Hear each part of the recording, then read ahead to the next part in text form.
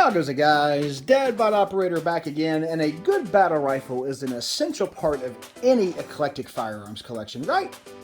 Well, what if you could only have one battle rifle for the rest of your life? And that has to take care of all of your needs.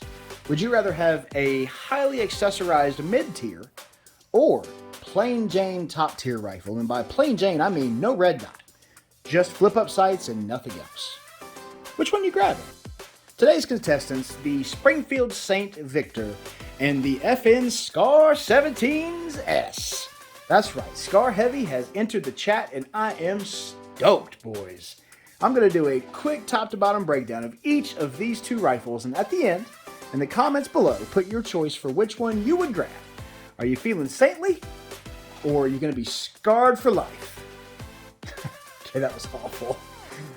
I'll do better next time. Let's do it. Up first, a rifle that really punches above its weight class, in my opinion. The Springfield Saint Victor, chambered in .308. 16-inch chrome molybdenum melanited barrel. I believe it's 4140 steel, but I can't find any info on it. If you guys happen to know that, put the steel type in the comments for me, because I couldn't find it anywhere. DI operating system on this, and it actually, believe it or not, has an adjustable gas block. And I say that it has an adjustable gas block, but only in the most menial of sense. And I'm going to show you how. First off, okay, so that I don't freak anybody out, let me do this magazine drop off screen just in case YouTube decides to get crappy about something. Let me show you guys clear here. Can you see? Clear? Okay, we're clear. So I'm going to point a gun at your face. I'm not, however, pointing a gun at my face for this. I am back off out of the way. So for me to be able to do this, I kind of have to finagle it a little bit, so bear with me here. Looking down the barrel here, you can see there's your gas block in the bottom, right? See that little silver thing right there?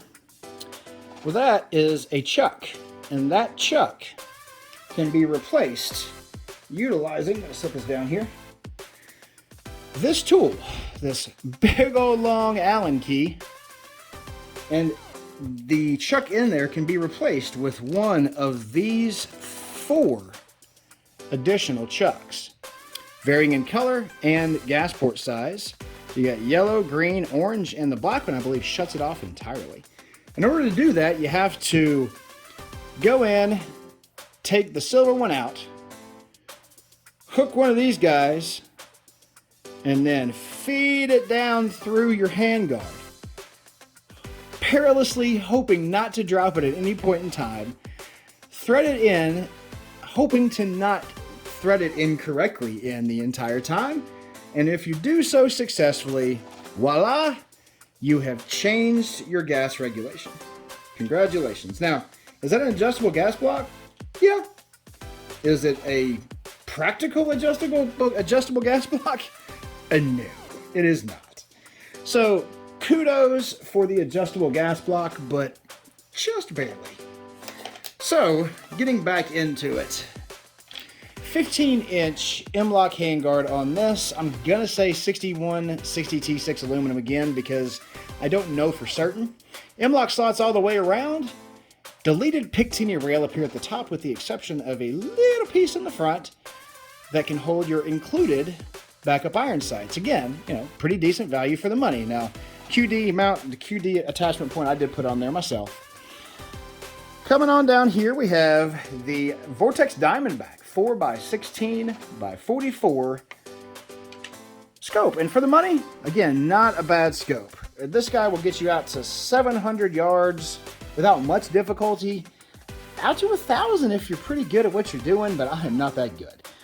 For the money, again, it's about 350 bucks, about 450 with the mount. Really hard to beat that quality and that type of scope, especially for the money. Coming on down here, we have 7075 T6 aluminum upper and lower, so good quality aluminum for your upper and the lower, and that's important. But you start to see some of the budget parts come in here with single-sided safety, single-sided bolt catch and release, and single-sided mag catch and release on this one. They did partner with BCM, though, to offer some pretty nice furniture. You can see Mod Zero grip, I believe, and they're gunfighter stock, if I'm not mistaken. The charging handle that came with it was not this. And it was replaced very quickly with a POF Strike Eagle ambi charging handle. It's about 90 bucks for that guy, and worth every dime, honestly. The best parts to me on this is the slightly upgraded but yet still mil-spec trigger. About 6-7 pounds, nickel boron coated. Not much of a wall. It's a little mushy, but honestly, very serviceable and workable.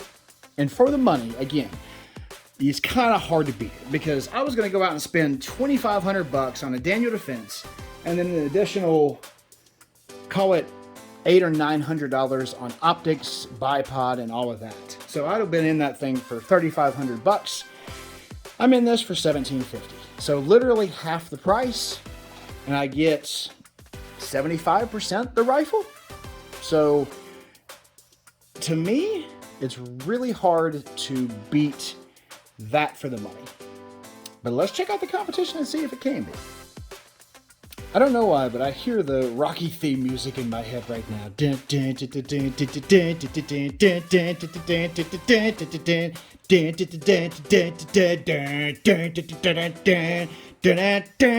I'm not gonna make you guys do that anymore. This is the Scar 17S, chambered in 7.62 by 51, 16¼ cold hammer forged, chrome lined barrel.